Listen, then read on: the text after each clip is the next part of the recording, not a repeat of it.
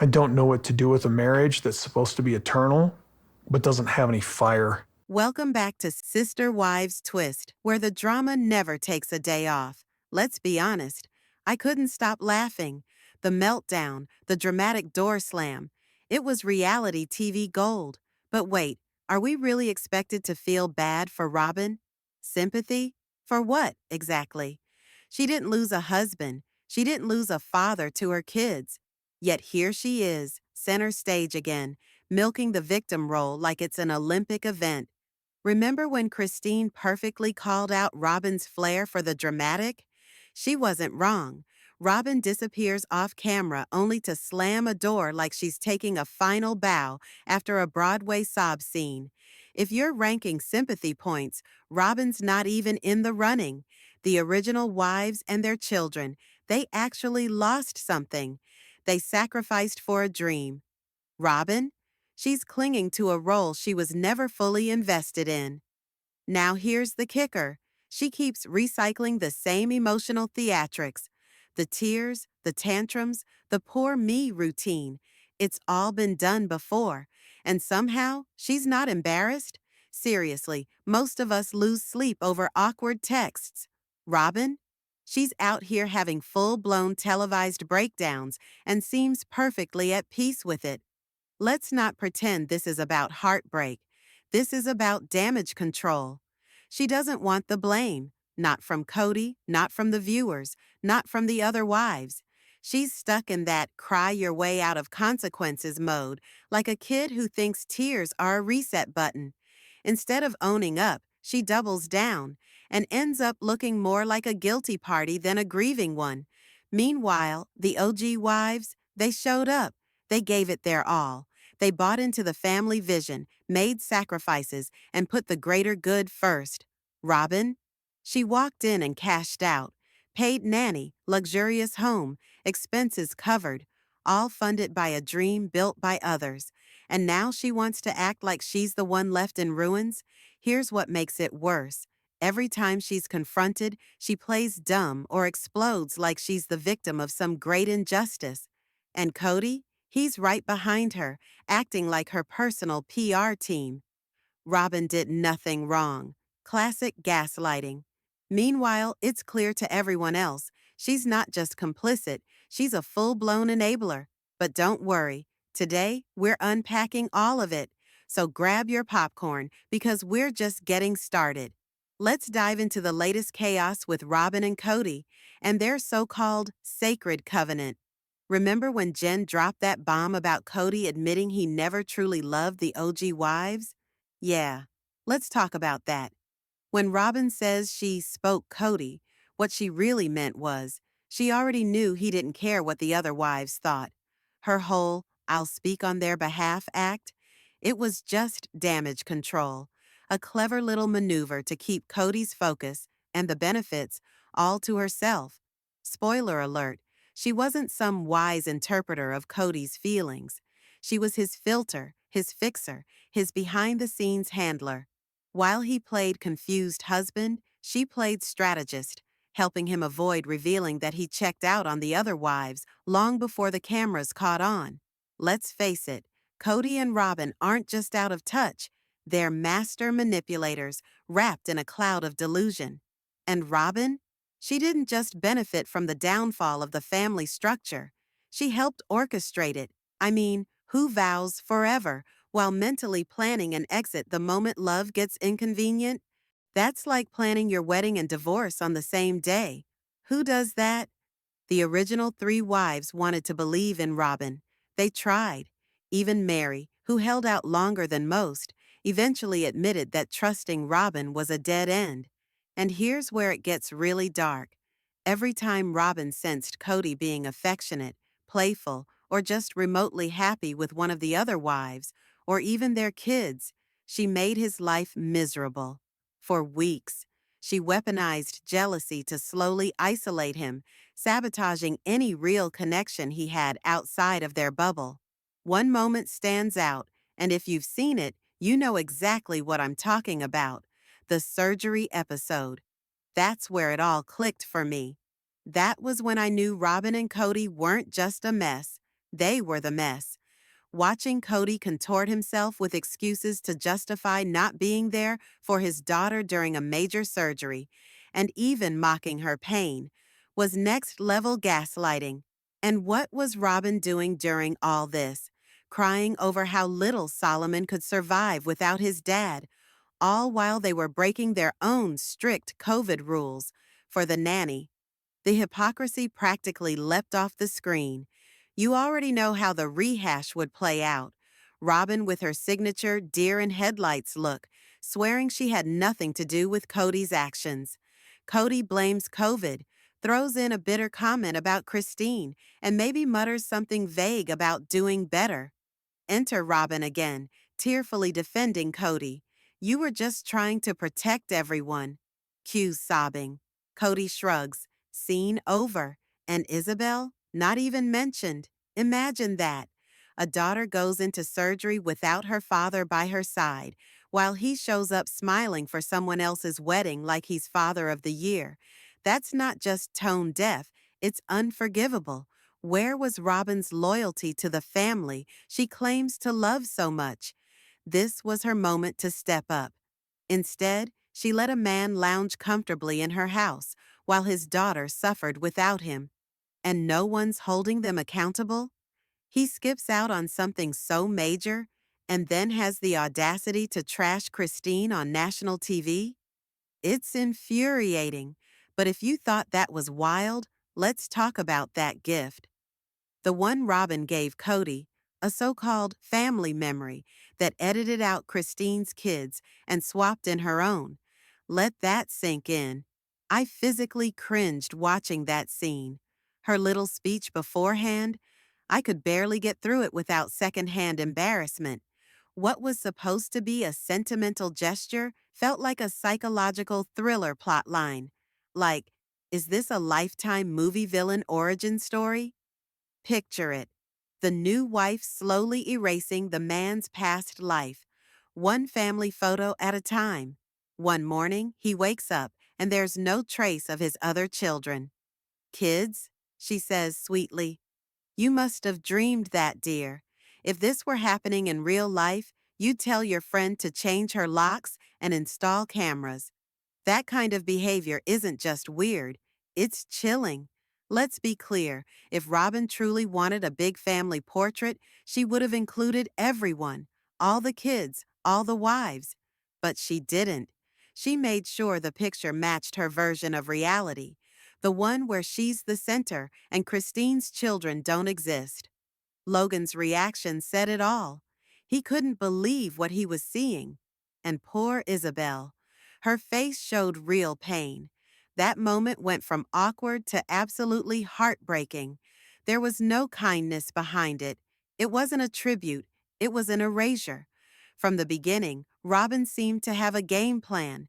Meri, easy to manipulate, desperate for connection. Janelle, too sharp, kept her distance. But Christine was the emotional glue of the family, and Robyn knew that. So she chipped away at her. Traditions, memories, everything. That weird portrait? It wasn't just a drawing. It was a symbol of how far Robyn was willing to go to rewrite the family narrative. And now, here's a twist to think about. What if Robyn doesn't actually want a divorce? What if she just wants out of the show? Think about it. We've all binged those specials. The fatigue, the rehearsed tears, the deflections. It's like she's over the spotlight, but not quite ready to walk away from the perks.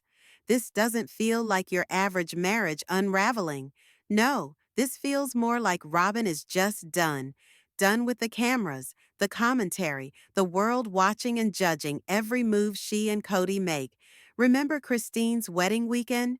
While the rest of the family was celebrating a new beginning, Robyn and Kody were spotted flying off to Texas. Coincidence? Hardly. With their assets, they could easily start over. Maybe Kody lands a job, Robyn gets her shopping spree freedom back, and suddenly they're living the dream. No more Arizona. No more drama with the OG3 and their 13 kids. Just low taxes, cheap living, and the ultra-conservative bubble they clearly crave. And the biggest bonus? No more reality TV cameras exposing Robyn's carefully curated perfect life and all the little manipulations that come with it. You just know she's dreaming of Target runs without a crew shadowing her every aisle. Let's face it, Robyn probably believes the OG3 can't thrive without her and Kody in the mix. But there's a catch. She hates the show, but she can't leave it. Why? Because, surprise, it's basically their only income stream. They've burned through money faster than you can say McMansion, and if they've made deals with the other wives, selling that big house might come with payback. So, yeah, this isn't a divorce strategy.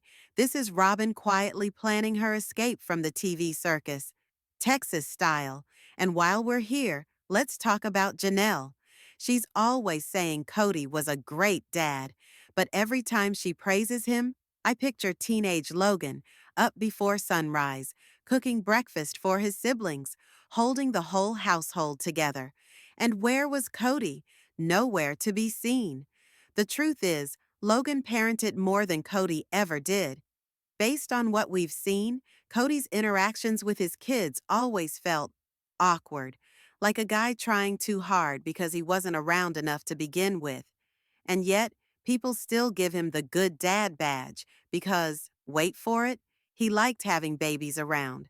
Babies are easy. They don't talk back. They love you unconditionally. They make you feel important. Kody loved the idea of fatherhood, but not the reality of showing up. He'd light up when the boys were doing things he liked, quadding, wrestling, stuff that stroked his ego. But unconditional love? That wasn't Kody's brand. His love came with strings. As long as the kids idolized him, he was in. But when they needed something deeper, the late night fevers, the school pickups, the emotional labor, he checked out. Remember that one time he bragged about changing 5 diapers? Like it was a gold medal moment? And don't forget when he helped with homework in Vegas and practically gave himself a standing ovation. Seriously? Janelle often compares Kody to her own absent father, saying Kody was more present. But that's not a compliment. That's a tragedy. It speaks volumes about what she didn't experience growing up. Her benchmark for a good dad was heartbreakingly low. Let's not ignore the gender bias either. Janelle mostly had boys, and Kody gravitated toward the sons who shared his interests. Daughters? Not so much. No surprise Logan bolted the moment he could. Off to college, off to freedom. Never looked back. Just one more casualty in this whole polygamy mess. And now, get ready for a little theory time, because after watching the latest behind-the-scenes footage, something clicked. Kody losing it on the director during a preview. That wasn't just drama. That was a silent message from production.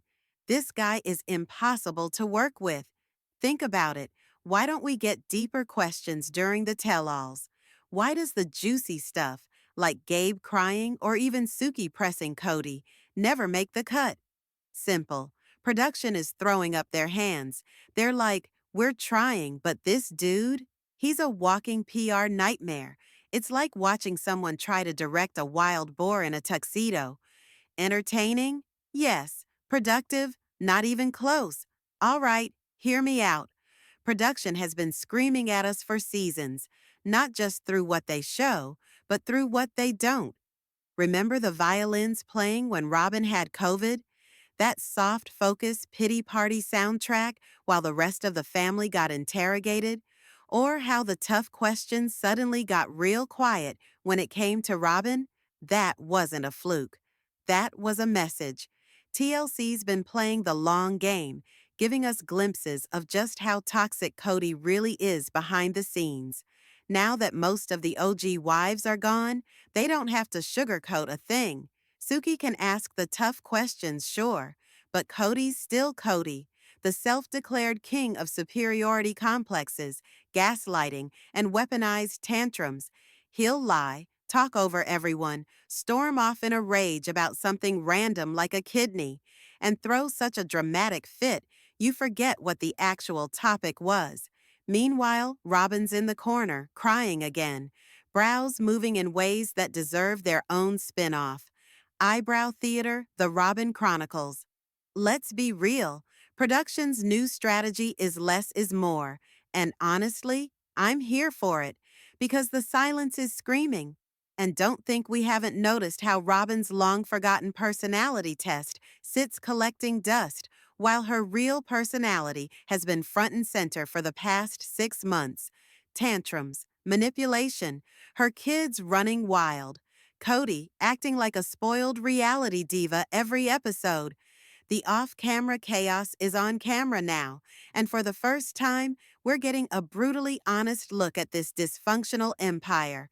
The OG wives, they've had enough, and they're finally calling it like it is, letting the real Robyn and Kody shine in all their messy glory. So why doesn't TLC just air everything? Why not show Kody and Robyn unfiltered?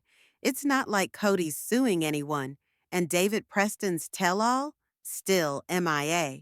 Probably locked up tighter than Robyn's spending money with a decade-old NDA. Oh, and Kody claiming on that Mormon podcast that he's buddies with the producer? Sure, January. Whether it's true or delusional fantasy, it just adds another messy layer to the chaos cake we're all binging. Now, let's talk about Meri. Kody's meltdown over Meri having an emotional connection online? Absolute comedy. This man had 3 other wives he was actively sleeping with, and he's acting like Meri committed treason? Sir, please, if I melted my wedding ring down and you treated me like old gum stuck to your shoe, yeah, I'd be talking to someone too. The audacity of Kody calling it an affair is next-level hypocrisy. It's classic Kody. Blame the woman, play the victim, avoid all accountability. Newsflash, just because you slap someone first doesn't mean you get to whine when they finally slap back. By the time Meri was looking for a shoulder to cry on, Kody had emotionally abandoned her. For years, and now suddenly he's concerned about the covenant? Number, that's not about loyalty. That's about saving face.